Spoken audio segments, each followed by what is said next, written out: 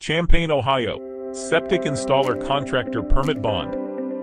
What is Champaign, Ohio Septic Installer Contractor Permit Bond? A Champaign, Ohio Septic Installer Contractor Permit Bond is a type of surety bond required for contractors who install or work on septic systems within the area.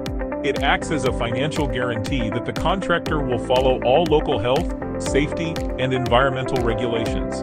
Essentially, it protects the public and the local government from damages caused by improper septic system installation.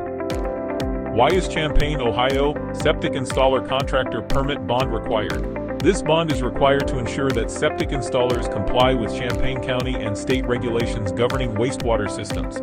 It helps protect property owners and the environment from faulty or unsafe septic work. By requiring the bond, the local authority reduces the risk of costly repairs, contamination, or legal issues. How does Champaign, Ohio Septic Installer Contractor Permit Bond work? The bond involves three parties: the contractor principal, the government obligee, and the surety company. If the contractor violates regulations or causes damage, a claim can be filed against the bond for compensation. The surety may pay valid claims initially, but the contractor is ultimately responsible for reimbursing the surety.